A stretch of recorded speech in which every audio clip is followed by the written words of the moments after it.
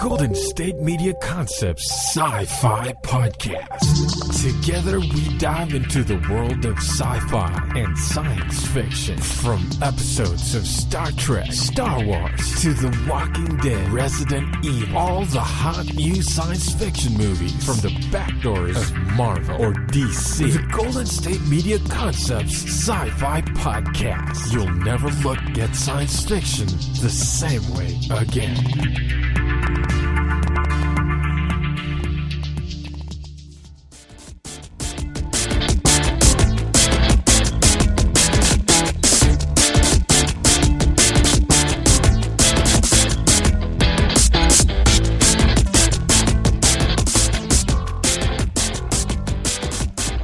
Hello and welcome to the GSMC Sci-Fi Podcast, brought to you by the GSMC Podcast Network. I am your host, Sarah, and it is a good time to be a Star Trek.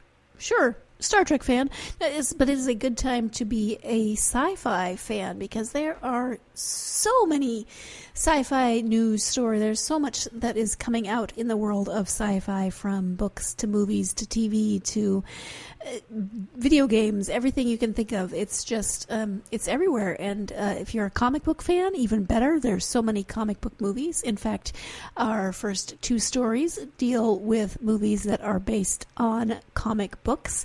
So the first story that we will be talking about is involving Doctor Strange, of course, starring Benedict Cumberbatch. Doctor Strange 2 is, according to a new report, is supposedly starting to film in January 2020 in the UK.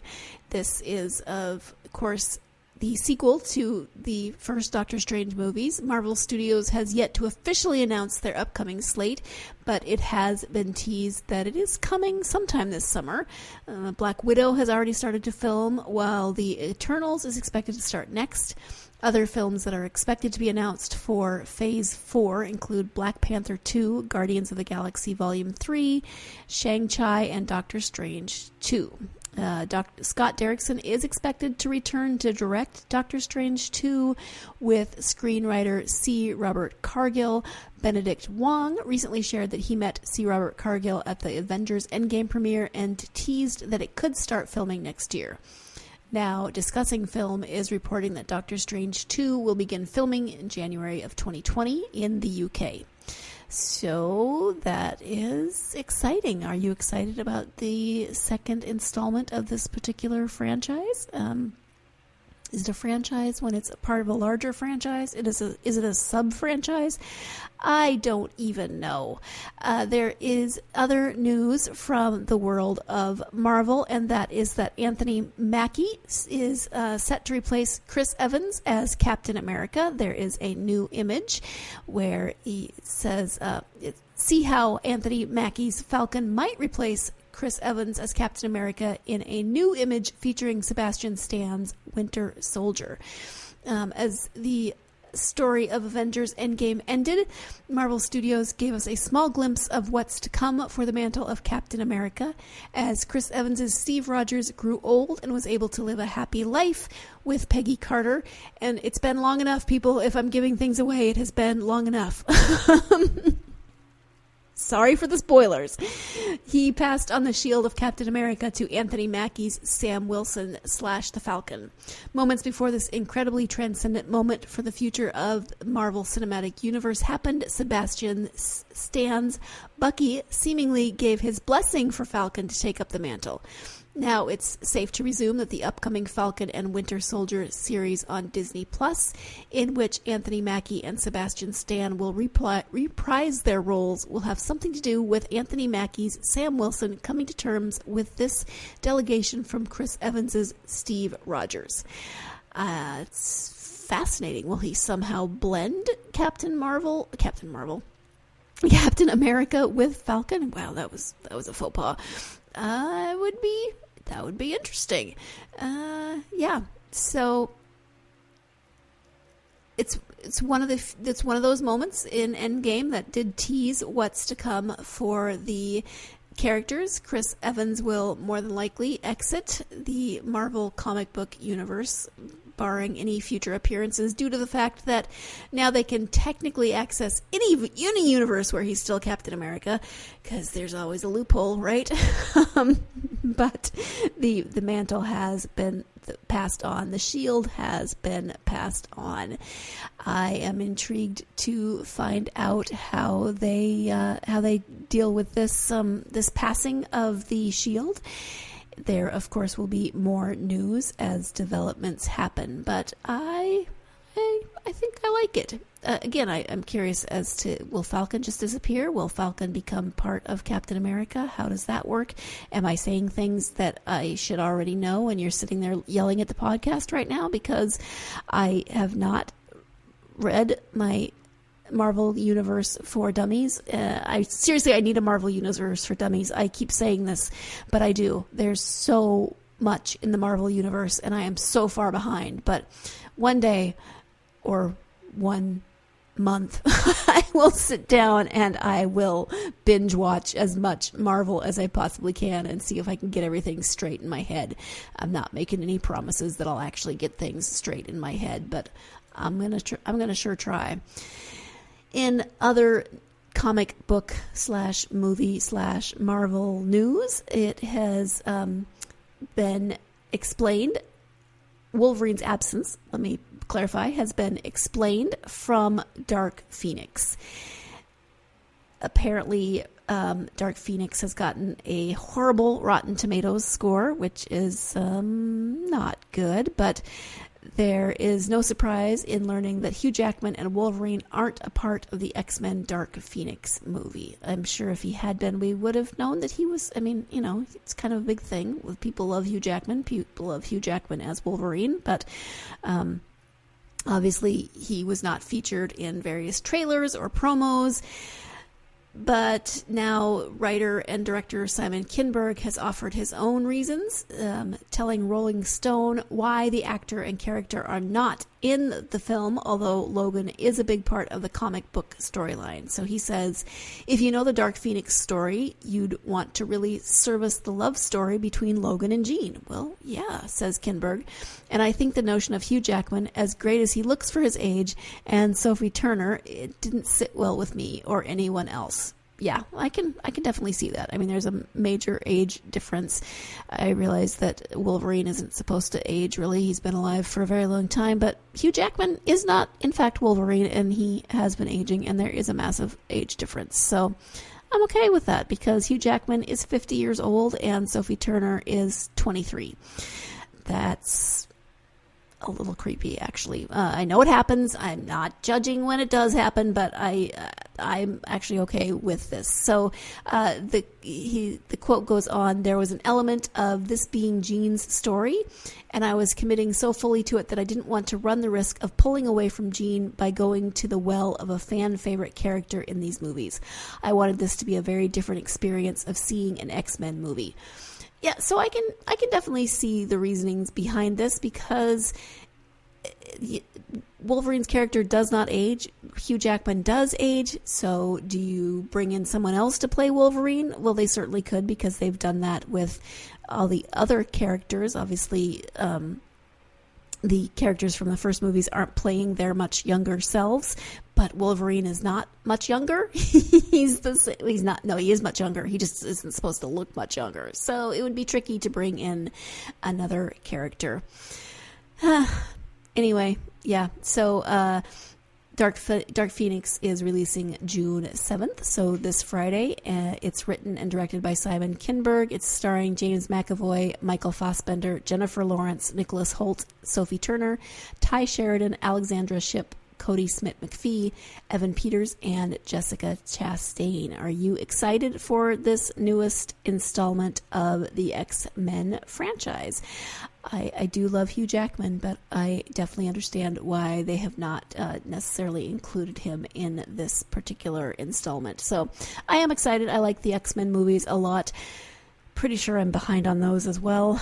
I've seen, percentage-wise, I've seen more in the X-Men franchise than I've seen otherwise in terms of all of these comic book movies. I don't know. I'm very far behind. Seriously, I need to be locked in a room with nothing but comic book movies for the entire summer. Ooh, hey, can we make that happen? Lock me in a room with nothing but comic book movies for the entire summer. I don't know what I'm going to do about all of my jobs, but maybe this could somehow be my job. Let's go ahead and take a break. When we come back, we will be talking about some news from the realms of Star Trek. So stay tuned. You're listening to the GSMC Sci-Fi Podcast, and I will be right back. Want to find out what movies to go see? Then check out the GSMC Movie Podcast. It's your ticket to the latest movies, whether it's a new blockbuster event, romantic, comedy, or action flick. This show has got it all covered. They talk some what to go see now, don't bother, what's hot on Netflix, and everything in between. That's gsmcpodcast.com/movie-podcast. When it's all about the movies, it has to be this new show. Don't forget to like them on Facebook and follow them on Twitter. Visit gsmcpodcast.com for more info.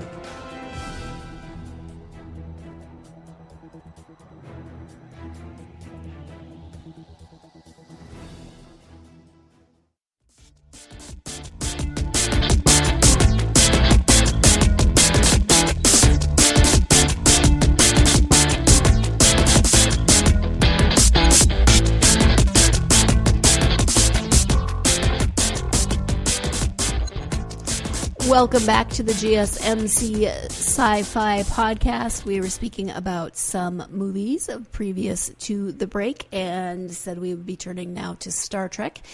There is a new trailer for Star Trek Picard that has just come out. It's a little over a minute long, and it is not terribly informative. It does look intriguing. It's definitely a teaser trailer because it doesn't tell you a lot. The tagline is "The end is only the beginning." This will be anyways, I should back up. Star Trek Picard will be on CBS All Access, and it is the first look at this upcoming series, which will bring back the iconic Jean-Luc Picard from Star Trek The Next Generation. It doesn't tell us a lot, but it does at least spark my interest. But frankly, Jean-Luc Picard is my favorite Starfleet captain anyway, so I'm excited. I'm going to watch it regardless because I do love me some Jean-Luc Picard, and I can't wait to see how this series goes. We do learn from the voiceover, so the teaser trailer, as I said, is about a minute long. There's a lot of images of Picard's family vineyard in France. We do learn that the former Starfleet admiral has retired from Starfleet. The voiceover asks Picard, 15 years ago today, you led us out of the darkness. You commanded the greatest rescue armada in history. Then the unimaginable happened. What did that cost you? Your faith in us, your faith in yourself. Tell us, why did you leave Starfleet, Admiral? Well, we know that Picard had been working with the Romulans in his last outing, so one might expect that this is related to the events of the Star Trek reboot, which saw the Romulan Empire decimated. But of course, this is a mystery that we'll have to wait to find out until the series is actually released. There is no release date specifically. It just says coming soon. Come on, people. Give me something better than that. The end is only the beginning, and the end that is only the beginning is simply coming soon. Man. Anyway, are you excited for this? Are you a Star Trek fan? Are you a Picard fan? Are you excited that they're bringing Picard back? Are you bummed that they're not bringing back one of your other favorite captains? Are you intrigued as to what will happen? Will there be cameos by other Star Trek actors from The Next Generation? I will tell you that there is a brief image of Picard in the teaser trailer, and his eyebrows have got a little crazy. Those are not the eyebrows that Jean-Luc Picard used to have. Retirement has not helped your eyebrows, Jean-Luc Picard. You need some manscaping. Yeah, moving on. In other sort of Star Trek, Star Wars adjacent news, Sort of.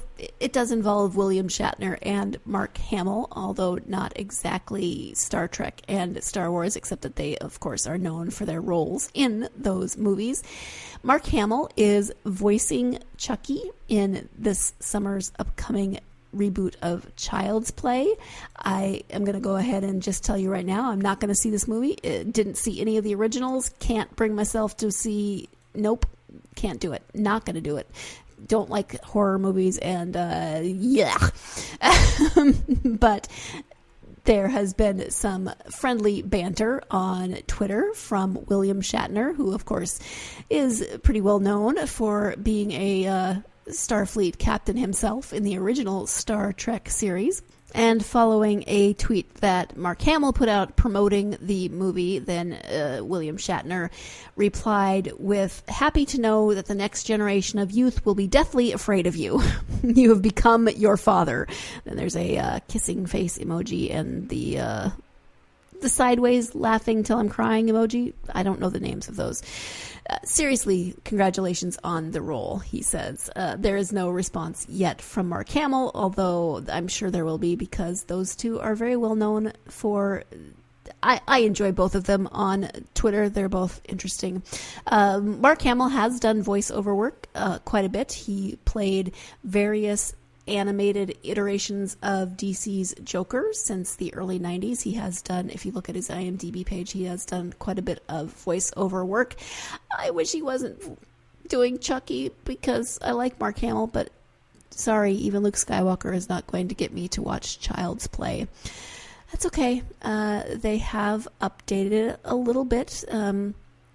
Recently, Child's Play producer Seth Grahame-Smith spoke with Cinema Blend about the upcoming movie and shared what fans can expect from this horror reboot. He says, "We sort of lean into more of the Al/Kazlan story and hint at a Chucky that is driven by something different than he is in the original series when he's Charles Lee Ray and he's just a truly psychopathic killer in the body of a doll." Just the fact that you have to say that sentence is hilarious to me. Somebody sat in a room and said, "We're going to put the spirit of a truly psychopathic killer in the body of a doll." And then he continues that there is the mother-son story, the emotional component of the movie, which he says, "I feel like the movie really delivers." And then above all that, just the intensity, the gore, the fact that the movie is rated R, that it really does go there when it goes there. I think the movie looks big, is much bigger than a lot of movies that are our size. Very affordable movie we are, but we had big ambitions. Those are, I'd say, the primary things we're going for. If you, unlike me, are excited about this movie, you can see it starting June 21st when it will be opening in theaters. I have nothing against if you are a fan of horror movies. I am just not in that fandom. Can't do it. There's also some speculation in terms of horror movies that there will be a sequel to Halloween. What was that one? H2O? No, was that the old one? Anyway, the most recent one, the Jamie Lee Curtis returned to. So Jason Blum from who was the producer of the sequel, posted a picture on Instagram of him and Jamie Lee Curtis and said they were discussing stuff. Well, they could be discussing the state of affairs in the world in general, or they could be discussing a possible Halloween sequel to the one that came out. They originally said that they weren't going to discuss a sequel until they saw how that one did. It was critically acclaimed. It was well received. So maybe they're discussing it. Maybe not. Maybe they're just hanging out and drinking coffee. Who am I to guess what two people are talking about and then posting about it on Instagram? But, people are going to speculate and people are going to be excited. Again, horror movie, not going to see it. But that doesn't mean that lots of people don't love horror movies, and I am not here to judge. Yeah, even though I sound like I'm judging. But I'm not. I just don't like it. Stranger Things is about to come back and give us a new season. July 3rd, season 3 will be premiering, and you'll be able to stream it and binge watch it and do all of those fun things. There is an ice cream shop, Scoops Ahoy, in Hawkins, Indiana. And so now Baskin-Robbins has announced that a Stranger Things menu, including that will include ice cream and collectibles. So the ice cream parlor in Hawkins, Indiana is, of course, fictitious, but Stranger Things fans can celebrate the return of the hit series at Baskin-Robbins. On Stranger Things 3, Steve goes to work at Scoops Ahoy, where he meets Robin, played by Maya Hawke. Robin, Baskin-Robbins. I don't think... The article's asking if that's coincidence. Probably. Baskin-Robbins is not only offering signature Stranger Things themed edibles, but some exclusive swag as well, including Scoops Ahoy t-shirts and exclusive Funko Pop vinyl of Steve and stickers and magnets. As for the treats, for starters, they are introducing a new ice cream flavor, Upside Down Pralines, which is a chocolatey twist on classic pralines and cream, featuring chocolate ice cream with praline pecans and a chocolate caramel ribbon that will turn your world upside down. Baskin-Robbins is using the Upside Down Pralines ice cream in the Upside Down Sundae because it's upside down, it's built in reverse, so the toppings are on the bottom. It's kind of like an upside down cake, except it's an upside down sundae. The Upside Down Pralines ice cream sits on top of caramel, whipped cream, chopped almonds, and a cherry on the bottom. There's also a cone called Eleven's Heaven, which capitalizes on Eleven's favorite food, which is, of course, waffles. So that one features a waffle cone flavored ice cream with sugar cone pieces in a chocolate flavored coating and tied together with a chocolate icing flavored ribbon. There's also the Lemonade Freeze, and that's a mixture of vanilla ice cream and lemonade. Ooh, that doesn't sound good to me, but that's just me. They are also offering pre-packed quarts of USS Butterscotch ice cream. And you can also get, Myers House Lights Polar Pizza ice cream treat, which is built on top of a large cookie cake and topped with Snickers ice cream. Strings of fudge and M&M's chocolate candies make colorful Christmas lights, just like the ones at the Byers House. Oh, there you go. Byers House Lights Polar Pizza ice cream treat. That's a mouthful. So then, in addition to the yummy food, you can also get, as I said, the t-shirts, the Funko Pop figure, etc. If you're a fan of Stranger Things, if you're a fan of ice cream, you may want to go check out Baskin-Robbins. You may actually want to get some Baskin-Robbins and enjoy that while you're binge watching season 3 of Stranger Things. Could be fun. We're going to take that second break of our podcast. When we come back, a few more stories from Sci-Fi News. Stay tuned. You're listening to the GSMC Sci-Fi Podcast, and I will be right back. Tired of searching the vast jungle of podcasts? Now listen close and hear this out. There's a podcast network that covers just about everything that you've been searching. Hey! The Golden State Media Concepts Podcast Network is here. Nothing less than a podcast bliss with endless hours of podcast coverage. From news, sports, music, fashion, cooking, entertainment, fantasy, football, and so much more. So stop lurking around and go straight out to the Golden State Media Concepts Podcast Network. Guaranteed to fill that podcast itch. Whatever it may be. Visit us at www.gsmcpodcast.com. Follow us on Facebook and Twitter, and download us on iTunes, SoundCloud, and Google Play.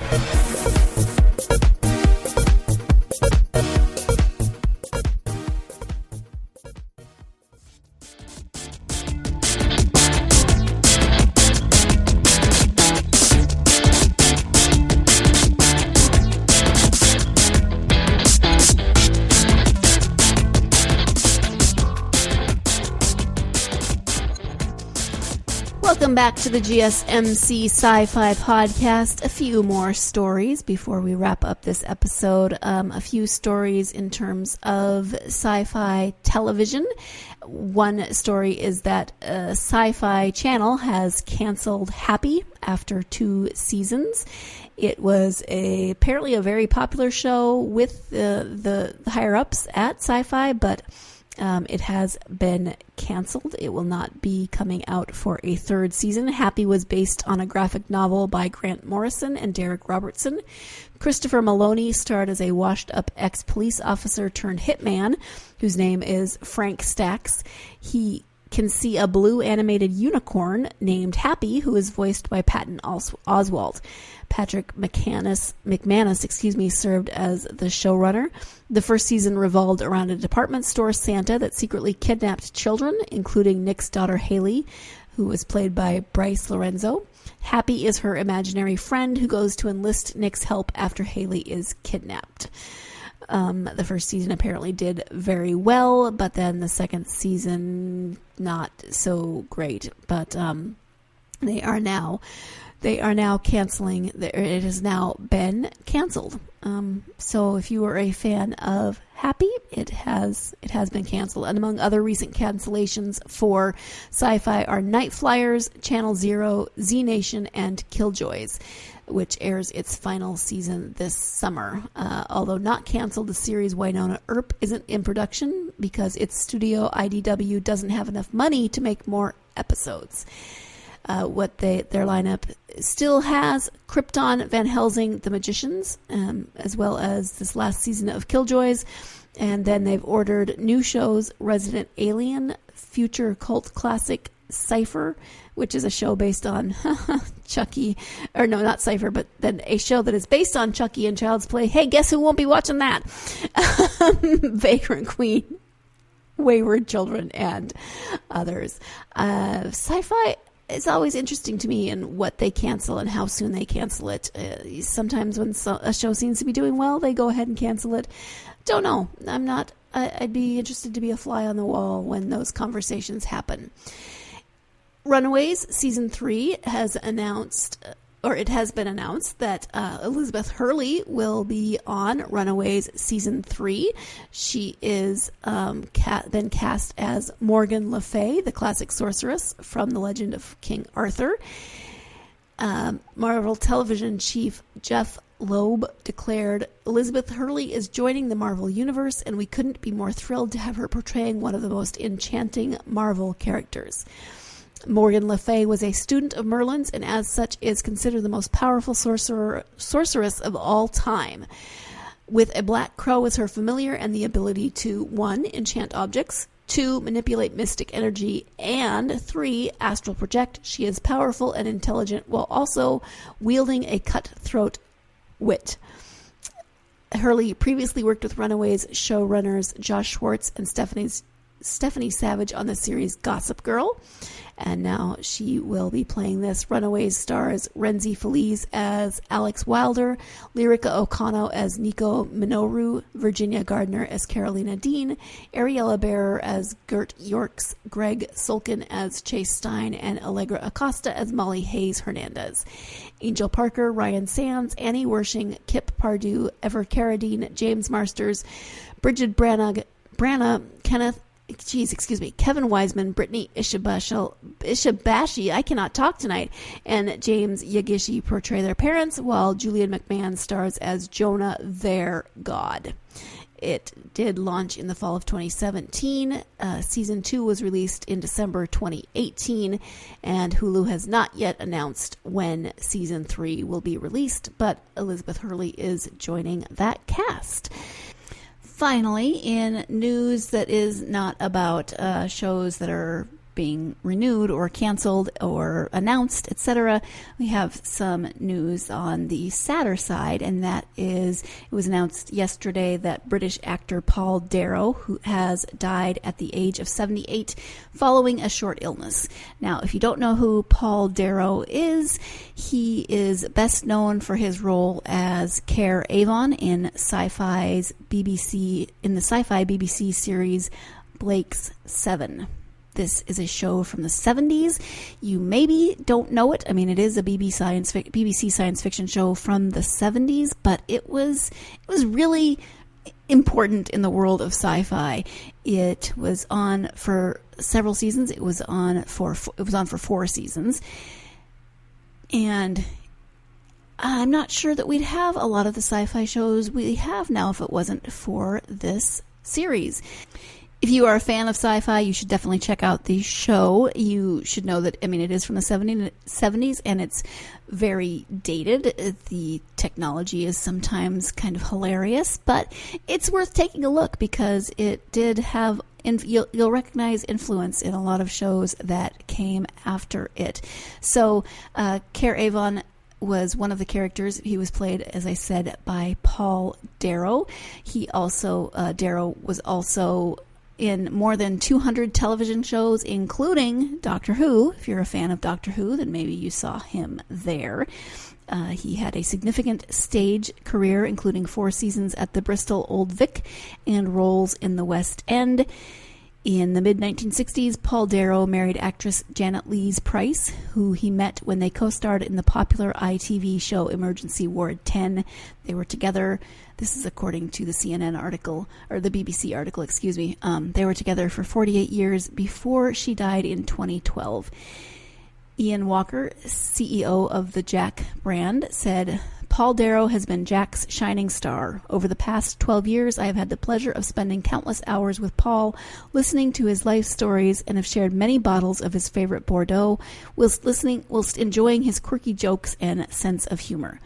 When we first launched Jack in the UK, we cast over 85 voices for the role, and we could not have asked for anyone more unique.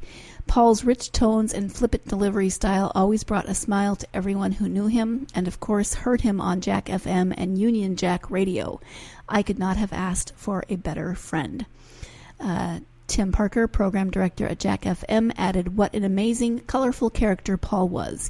He was mixed with the greats over the last 50 years and had a story to tell you for every occasion. His voice acting skills were like no other. We will remember and celebrate his career, personality, and amazing skills for years to come. I watched Blake 7 with my husband. I had not actually heard of it. It was a little before I was really paying much attention to television, and I don't know how I would have seen a BBC series as a kid growing up with very limited television access. But my husband saw it as a kid, loved it, remembered it, and found it as an adult, and just watched the entire thing in the last year or so. I didn't watch the whole thing with him, but it was a lot of fun to sit down and watch that show that was quite influential. So I'm sad to see the news that Paul Darrow has died, but happy to see the tributes to him, to read a little bit more about his life. He definitely had that. Avon's character was, I never quite knew where Avon's character stood in the show. Should I trust him? Should I not trust him? And he did a great job. Paul Darrow did a great job walking that line and playing that. The one tribute said, even as a voiceover actor, he had that flippant quality, and you definitely can see that in the character of Avon. So very sad to hear that news, thinking of his family as they remember his life and celebrate that life. On that note, sorry to end on more of a sad note, but on that note, we are wrapping up this episode of the GSMC Sci-Fi Podcast. Thank you so much for listening, and join me again next week when who knows what will be happening in the world of science fiction. Have a great week.